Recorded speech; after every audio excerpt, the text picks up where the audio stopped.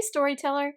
Descriptions are the most powerful element you can use to help readers experience your story with the characters, but bad ones will kill the story fast. One of the most often overlooked dangers to a description's success is what editors call floating body parts. No, I'm not talking about something from a scary movie or a cool Halloween costume. That was last week. This description danger occurs when part of a character's body, his or her voice, or an inanimate object like clothing or shoes performs an action without the character's direct involvement. Sound a little confusing? Well, that's how readers can feel when we use floating body parts. Welcome to this week's writer coaching session, the first in a two-part series on description don'ts, so you can make sure your descriptions keep readers riveted to your pages.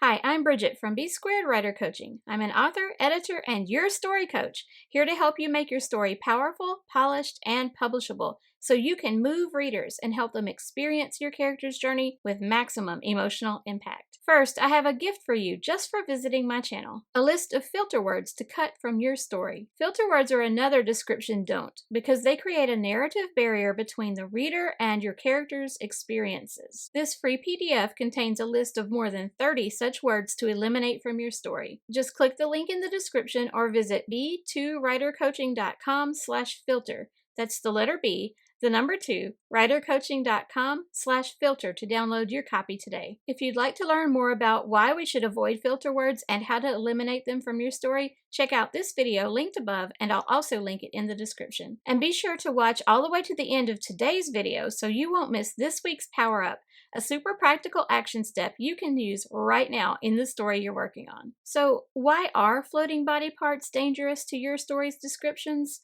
Well, floating body parts, also known as FBPs, can do the following. Create passive, erroneous writing. Keep in mind that in reality, the character makes his or her body, voice, or inanimate objects perform actions. These things can't really happen without the character's involvement. Floating body parts also take the emphasis off the character. This is the opposite of what we want. Our goal is to immerse readers in the character's head and experiences. FBPs expose weaknesses in the writing. Even if they include common expressions, FBPs are often cliché or at the very least overused. As authors, we should strive for fresh, original writing. Floating body parts tend to result in exaggeration or even purple prose, which is an industry term for overly flowery writing. Remember, less is often more in terms of word choice. And FBPs can create unintended comedic imagery in the midst of a serious or suspenseful scene. There are 4 main types of floating body parts authors can inadvertently include in their descriptions. The first is body part actions. Remember, this is without the character's direct involvement. Here are a couple examples. His arms wound around my shoulders. Her eyes flew around the room and rested on Tevin's handsome face. Speaking of unintentional comedy, do you picture her eyes literally floating around the room, then sticking themselves to Tevin's cheek? The second type of floating body part we can encounter is actions of a character's voice. This is a tricky one because even when we're using this with a viewpoint character, we're in that character's head. Sometimes a character's voice can do something involuntarily, so the character isn't necessarily making her voice do this thing. That wouldn't technically be considered a floating body part in those instances. For example, a frightened character or excited character may say something and her voice squeaks. She didn't do that on purpose. However, if a character raises her voice to shout at someone, that is intentional. So we want to show the character actually doing the raising of the voice in those situations.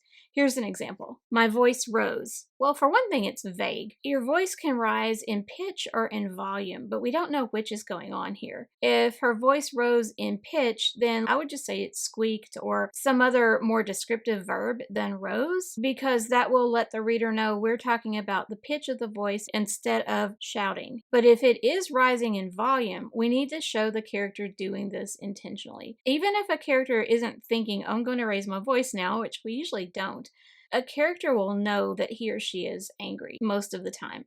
If a character is raising his or her voice in volume unintentionally, I really think that we should make that apparent, because normally when we raise our voice, it is intentional. There are times when it does happen without our realizing it, and then the character maybe feels bad about it after, or on purpose lowers her voice because it has escalated due to some emotion. The third type of floating body part occurs when an inanimate object performs an action without the character seeming to be directly involved. Now, I'm not talking about the wind blowing and some object flies across the room because of a gust of wind or something. The character wouldn't be directly involved in a situation like that. The actions of an inanimate object become a floating body part, however, when a character is making this thing happen, but we are writing it in a more passive way. Here are some examples to illustrate what I'm talking about. His shirt whipped over his head, then he plunged into the lake. Well, his shirt isn't doing that on its own. Any reader would know that. So we need to show the character doing the action. Another example is boots thudded down the hallway.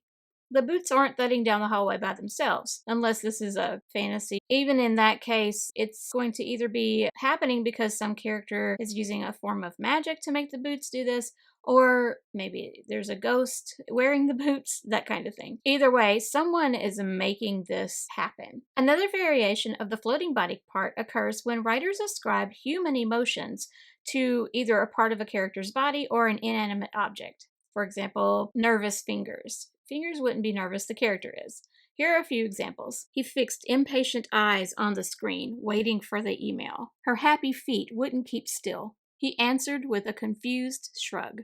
Before we dive into how to correct floating body parts, if you're finding this helpful so far, consider clicking the like button so YouTube will show this video to other writers like you. How can we correct floating body parts? What should we write instead?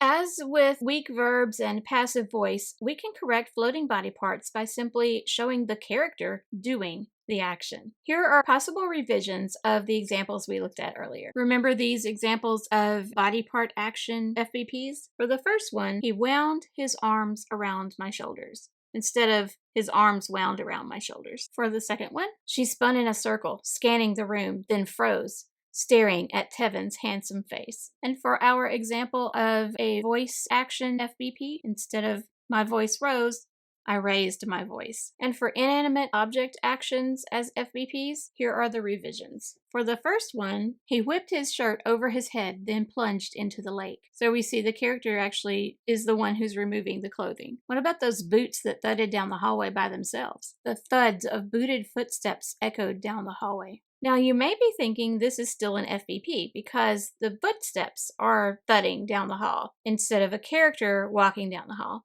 Actually, it is the footsteps that are making the sound. Yes, the character is walking, creating the footsteps, but this is still an active form of writing because we are focusing the sentence on the thing that is truly doing the action. The sound is the action we're focusing on, and what is causing the sound is the footsteps. We, at this point, don't know who is walking down the hallway, so it creates more mystery and is more accurate to single out the cause of the sound instead of the character who is at its root. What about those FBPs in which a writer ascribes human emotions to objects or body parts? Here are some revisions of the examples we looked at earlier. He stared at the screen, unblinking, as if willing the email to appear. For her happy feet wouldn't keep still, she grinned, shuffling her feet in a little dance step, unable to keep still. Her grin shows her happiness there. So we're also avoiding another description don't, which would be telling the reader what the character's emotion is. And for the last one, he answered with a confused shrug. Well, confused there is, again, telling the reader what the character's emotion is, so we can correct the FBP in a way that will show the emotion instead. He shrugged. What was the woman talking about? So the shrug itself isn't confused. The character is. This revision shows that he just shrugged. The body language actually can show either confusion or indifference or a few other things, but often a shrug is going to indicate some sort of nonverbal, I don't know type statement. And then we have his indirect thought, what was the woman talking about, which shows his confusion. I know, FBPs can be pretty tricky. The point is really to not get bogged down in this, but use these tips and pointers as a way to strengthen your writing.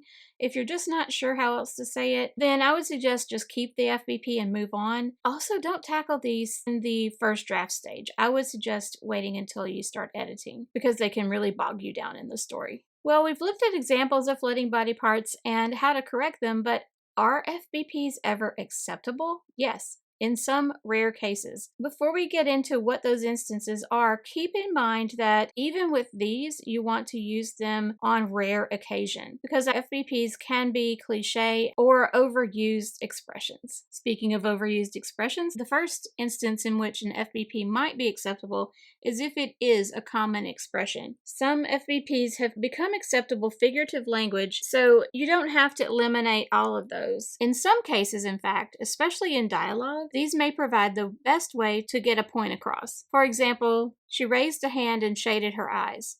Well, she's not taking one hand in the other and lifting it like we would raise an object. For example, I might raise a book.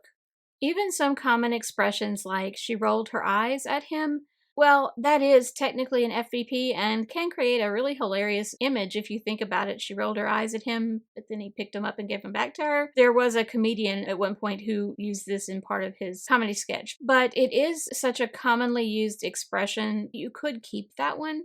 If you can think of a better way to say it, absolutely go for it. The next instance in which a floating body part can be acceptable, I've already sort of mentioned, and that is when a character, especially if this is a viewpoint character, doesn't make the body part do something. Something happens on reflex or instinct or through some other involuntary means, maybe some strong emotion the character is feeling, and then this thing occurs. For example, her legs gave way, or his hands shook. These characters aren't making the parts of their body do these things. You wouldn't make your own legs give way or grow weak or something like that. And a character isn't going to want anyone to see his hand shake. So these are definite involuntary actions, and that's super clear to the reader. Floating body parts may also be acceptable if the viewpoint character can't see who is performing the action. Remember those booted footsteps we talked about earlier? Here are a few more examples. She struggled to pull the blindfold from her eyes, but a hand clamped onto her wrist. He slipped closer to the edge.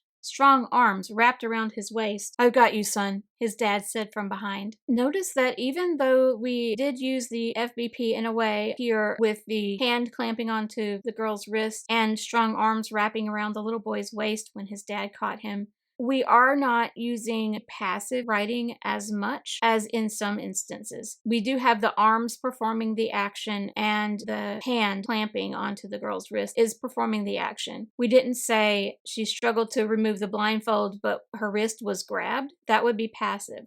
Or the little boy who got too close to the ledge, we didn't say he was grabbed from behind. That would be passive writing as well. If you haven't done so already, be sure to download your list of filter words so you can avoid that description note as well. Just click the link in the description or visit b2writercoaching.com/filter. Now for this week's Power Up, examine your most recent scene or your whole story for floating body parts. If you find one, determine whether it meets any of the criteria for acceptable FBPs. If it doesn't, reword it to make sure the character is performing the action. Two types of words that can damage your descriptions, which I call kryptonite words, are filter words and ly adverbs. I've mentioned filter words earlier, but remember you can watch this video to learn how and why to eliminate them. And for tips on eliminating ly adverbs, check out this video. And let's power up your storytelling.